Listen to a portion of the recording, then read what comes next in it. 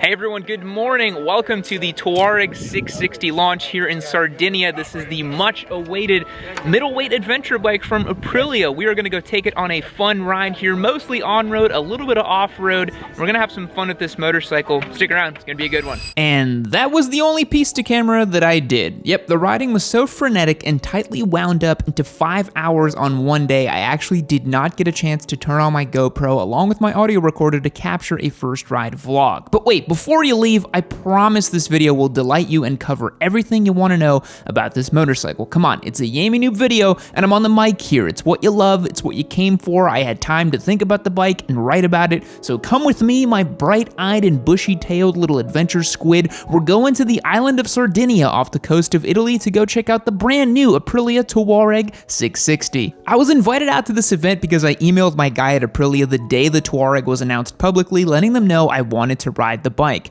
As motorcyclists, we're always looking for a new bike to scratch the itch, or in the Tuareg's case, it could scratch multiple itches, perhaps replacing a bike or two in my stable, maybe the itch of the unicorn bike that might replace all of my motorcycles. It's a brand new bike from a manufacturer that makes motorcycles I find very fun and interesting to ride, like the RS660, the 210 V4, and the almighty RS V4. Naturally, I received a call from Aprilia roughly 8 days before leaving for the event asking if I wanted to travel for 5 days to get 5 hours on the new bike in the lovely little island of Sardinia. It's a flex that sounds better every time I repeat it, so I accepted the invite. So, what is this bike? It's Aprilia's take on the middleweight travel enduro thing that's got everyone hot and bothered on the internet. 40-somethings flush with cash who are reluctant to buy Jeeps look to the adventure bike market as a golden one-way ticket to personality town. Some try a BMW GS and become Starbucks dads when they realize that riding a 600-pound bike off-road is much,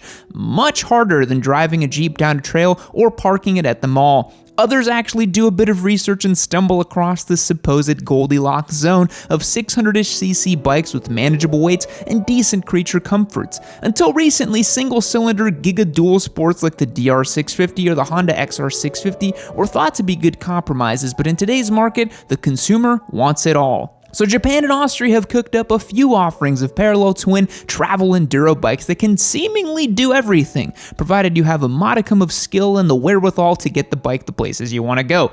But Aprilia has revived the legendary name of a tribe of nomadic people to offer what they believe is the ultimate real-world capable travel enduro bike, the Tuareg.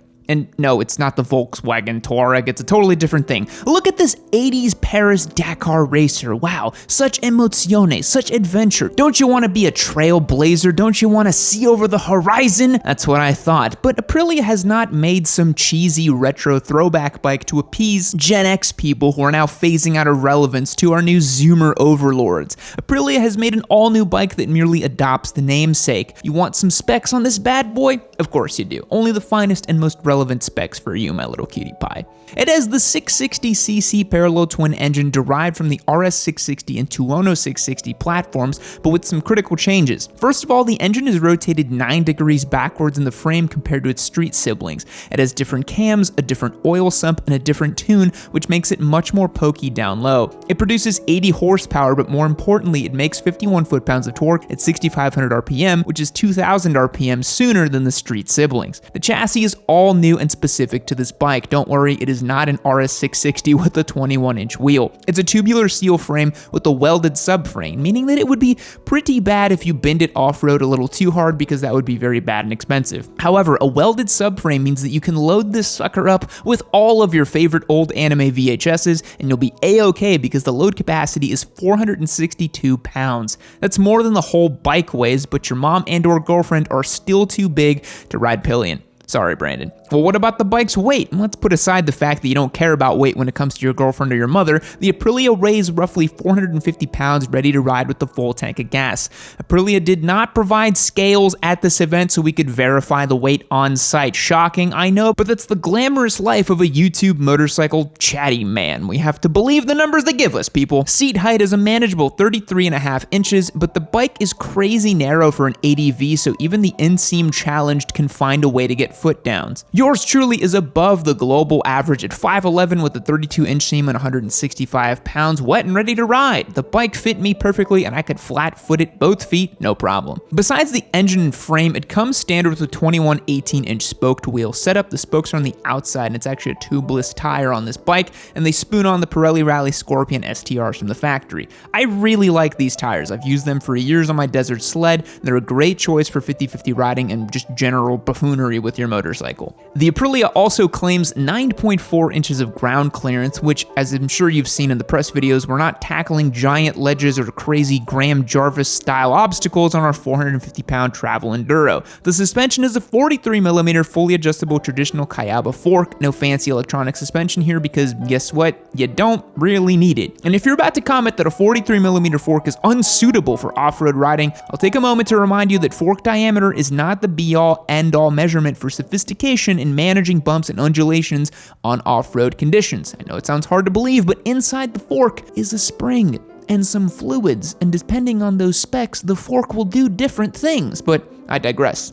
The shock out back is also fully adjustable and is a ProLink system. The Tuareg claims 9.4 inches of travel before you feel and hear the engineers back in the Wale screaming, "Mamma mia, why you taking a bike down the single track? Cazzo!" The Aprilia also has some pretty trick electronics compared to other bikes in the category, which we will discuss in the riding impression sections. Yes, at some point in this video, I will tell you what it feels like to ride the motorcycle, I promise, but this stuff is important. You got a full color 5-inch TFT borrowed from the RSV4, cruise control is at standard, you've got throttle map modes, engine brake modes, traction control modes, and the ability to quickly disengage ABS. Quick shifter up and down is an optional extra, but you should definitely get it. And the color that you want, the white one with the blue that's also known as Indico Tangle Must, is extra as well. $12,599 gets you the one with the cool colorway, but the base price is $11,999.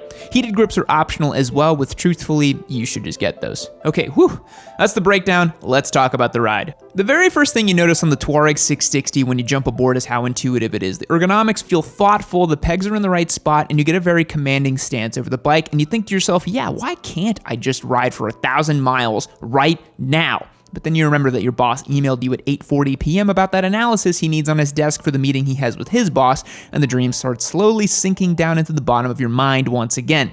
But cast your mind back to that moment. Immerse yourself in adventure because you're on a damn Tuareg 660, baby. The throttle response is crisp despite having 3 different maps that radically change the response. You have Urban, Explore, Off-Road, and Individual. The best part about this bike, and if you get nothing else from this video, please let it be this part, is the intake honk this bad boy makes.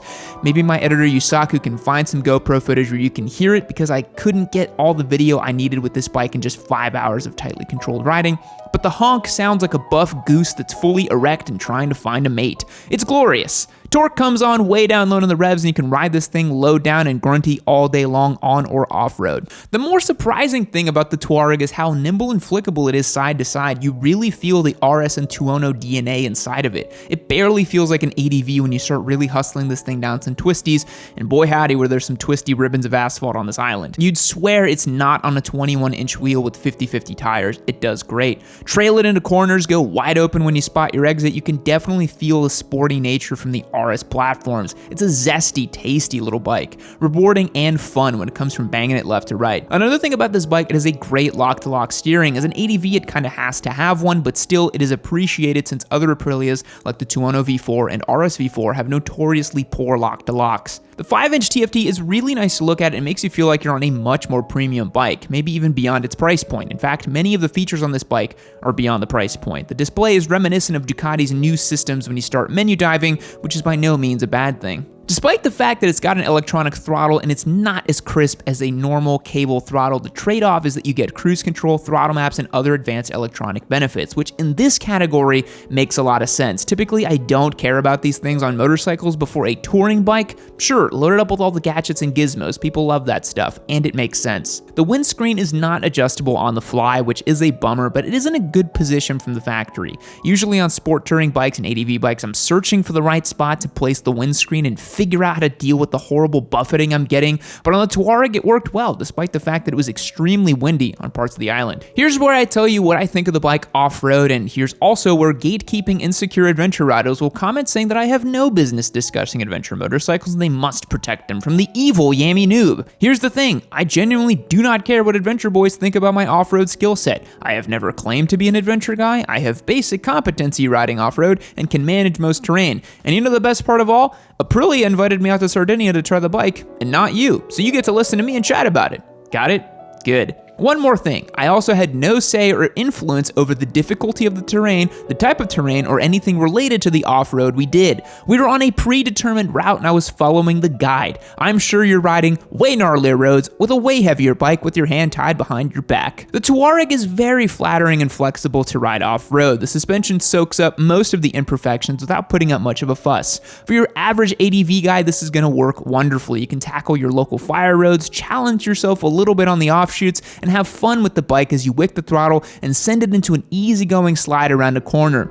The bike easily pitches the angle of corner exit on dirt with a quick burst of throttle and manages its way quite well. For those who are eager to try off-road riding but don't want to buy a dirt bike or a dual sport, the Tuareg is more forgiving than other larger ADV bikes that I've ridden. In addition, the seat is just so comfortable you can take most dirt and gravel without standing up and be completely fine. Though you probably should stand up because how else will you feel like a wannabe Baja racer? Smashing through bumps, puddles, chunky loose gravel, the bike eats up most things without really caring. It's a fun and friendly off-roader which you really wouldn't expect from a 450-pound wannabe dirt bike thing. To be fair, I'm most used to riding my Ducati Scrambler Desert Sled off-road, so anything with a 21-inch wheel feels pretty good to me. Is it as ridiculously easy to manage to place as a dedicated single-cylinder dual sport like a KTM 350 EXCF or a WR250? Of course not, dummy. It weighs 200 pounds more. Why are we talking about single-cylinder enduro bikes? Oh, right, because time is a flat circle and we must have recursive discussions on the internet until the heat death of the universe. Heavy bike, off-road bad. Small dirt bike, on-road bad. No unicorn bike exists. Here's the part where my effusive love letter to the Tuareg comes to a grinding halt. There were some issues with this motorcycle on my short test, but keep in mind, these are press bikes that were already crashed, beaten up, and abused. These things live hard lives.